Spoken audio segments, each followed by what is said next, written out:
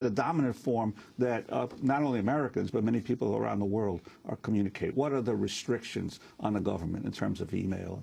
Well, after some of the laws they passed, like the Patriot Act and their secret interpretation of Section 215, which is my view, of course, is the same as Tom Drake's, is that that gives him license to take all the commercially held data about us, which is exceedingly dangerous, because if you take that and put it into forms of graphing, which is building relationships or social networks for everybody, and then you watch it over time, you can build up knowledge about everyone in the country. And having that knowledge then allows them the ability to concoct all kinds of charges if they want to target you. Like in my case, they fabricated several charges and attempted to indict us on them. Fortunately, we were able to produce evidence that would make them look very silly in court, so they didn't do it. In fact, I was basically assembling evidence of malicious prosecution, which was a countercharge to them. So, do you believe all emails the government has copies of in the United States? I believe they have most of them, yes. And you're speaking from a position where you would know, considering your position in the National Security Agency. Right. All they would have to do is put various NARIS devices at various points along the network, at choke points or convergent points where the network converges, and they could basically take down and have copies of most everything on the network. Jacob, your email? Well, I selectively chose to use certain public services like Sonic.net and Gmail, and I specifically did that so as to serve as a warning to other people. I didn't use it for anything interesting. Never once emailed Julian, for example, from those accounts. But the U.S. government, again, asserted in those cases, according to the Wall Street Journal, which is one way to find out about what's going on with you, they asserted that they have the right to all that metadata. And it is possible. On Monday, I had a little interaction with the FBI where they sort of hinted that maybe there might be a national security letter for one of my email accounts, which is also hosted by Google, specifically because I want to serve as a canary in the coal mine for other people. A national security letter, it's believed the government has given out hundreds of thousands of those. Yeah. I have also written about NSLs, but if you get one, you are not allowed to talk about it on pain of something like up to 5 years in prison, even to mention that you were handed a national security letter that said turn something over.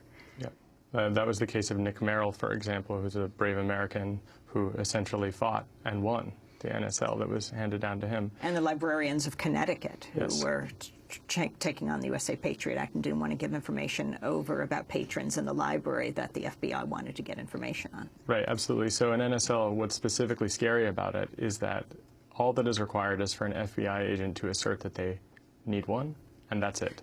And you don't have a chance to have judicial review because you aren't the one served. Your service provider will be served, and they can't tell you, so you don't get your day in court. Laura, can you set up this clip that we have? Actually, it's what Jake was alluding to. On Monday, there was a panel at the Open Society Institute, and there was a deputy general counsel of the FBI who was present, and Jake had the opportunity to question her about national security letters. Are you including national security letters in your comment about believing that there is judicial oversight with the FBI's actions?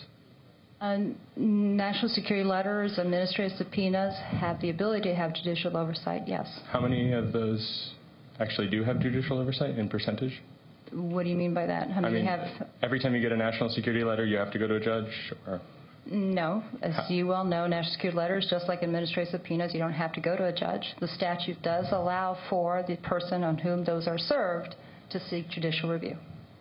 And people have done so. And in the case of the third parties, such as, say, the 2703D orders that were served on my, according to the Wall Street Journal, my Gmail account, my Twitter account, and my internet service provider account, the third parties were prohibited from telling me about it. So how am I supposed to go to a judge if the third party is gagged from telling me that I'm targeted by you? There are times when we have to have those things in place. So at some point, obviously you became aware. So at some point the person does become aware. But yes, the statute does allow us to do that. The statute allows us. Now, Jacob, explain who she was again. So my understanding is that she's the Deputy General Counsel of the FBI. And the significance of what she has just said? Essentially what she says is, we are just and righteous because you get judicial review. But there are some cases where you don't, and we are still just and righteous. And you should trust us because COINTELPRO will never happen again. That's what I heard from that. And in fact, later, someone asked about COINTELPRO and said, how can we... The counterintelligence program that targeted so many dissidents in the 1970s. Tried to get Martin Luther King Jr. to kill himself, for example. The FBI wrote him a letter and encouraged him to commit suicide. So for her to suggest that it is just and right and that we should always trust them sort of overlooks the historical problems with doing exactly that for any people in a position of power with no judicial oversight. William Binney, what about the companies that are approached by the government to participate or facilitate the surveillance? Your sense of the degree of opposition that they're mounting, if at all, and also, has there been any kind of qualitative change since the Obama administration came in versus what the Bush administration was practicing? Well, first of all, I don't think any of them oppose it in any way.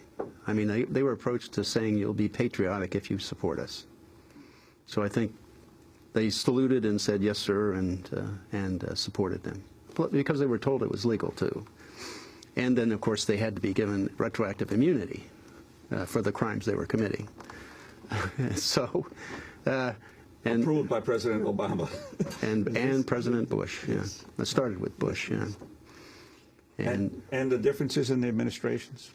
Actually, I think the surveillance has increased. In fact, I would suggest that they've assembled on the order of 20 trillion transactions about U.S. citizens with other U.S. citizens.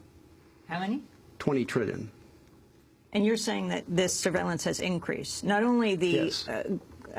Targeting of whistleblowers like your colleagues, like people like Tom Drake, who are actually indicted under the Obama administration. Right.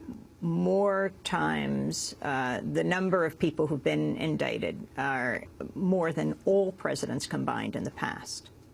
Right, and I think it's to silence what's going on. But the point is the data that's being assembled is about everybody. And from that data, then they can target anyone they want. Bill Binney, talk about Bluffdale, Utah. What is being built there? Well, a very large storage device, basically, for remote interrogation and remote processing. That's the way I view that, because there's not enough people there to actually work the data there, so it's being worked somewhere else. Where do you get the number 20 trillion? Just by the numbers of telecoms, it appears to me from the questions that CNET posed to them in 2006, and they published the names and what the responses were. I looked at that and said that anybody that equivocated was participating, and then estimated from that the numbers of transactions. That, by the way, estimate only was involving phone calls and emails. It didn't involve any queries on the net or any assembles, any financial transactions or credit card stuff, if they're assembling that. I do not know that. And the original allegations that you made in terms of the crimes being committed under the Bush administration in terms of the rights of American citizens, could you? Well, I made that. I reported the crime when I was raided in 2007. And it was that Bush and Cheney and Hayden and Tenet conspired to subvert the Constitution and violate various laws that existed as statutes at the time. And here's how they did it. And I was reporting this to the FBI on my back porch during the raid. And I went through Stellar Wind and told them what it did and what the information it was using and how they were spying on or assembling data to be able to spy on any American.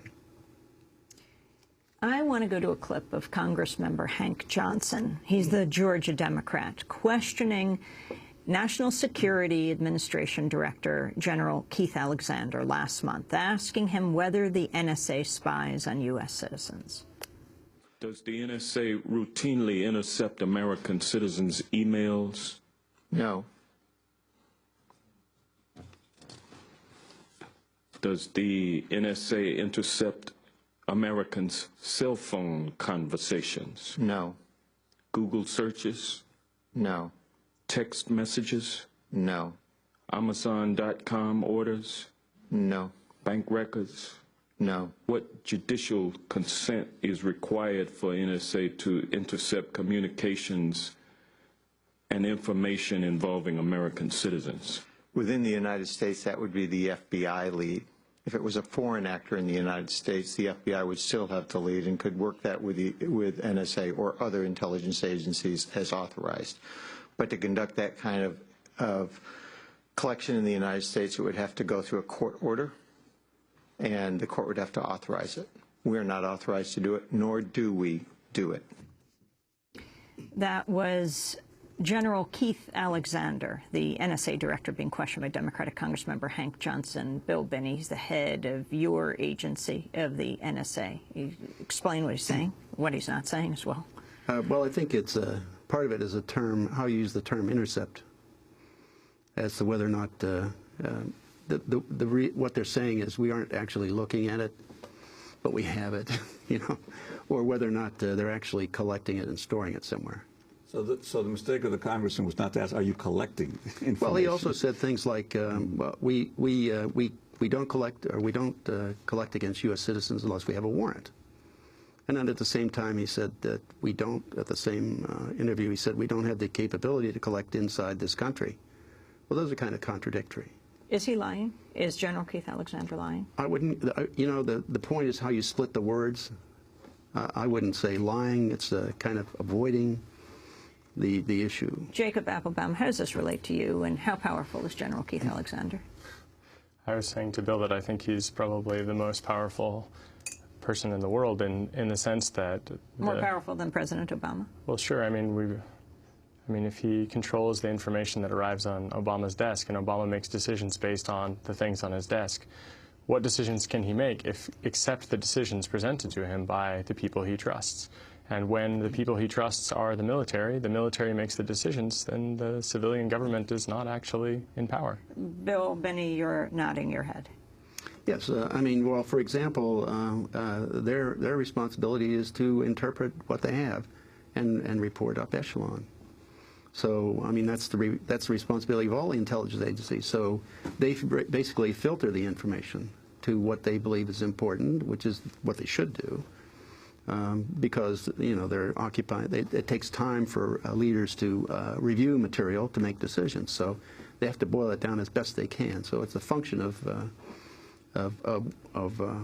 their processing, but it is important that they do it correctly to make sure the information that gets there is correct and complete. Is General Alexander more powerful than President Obama?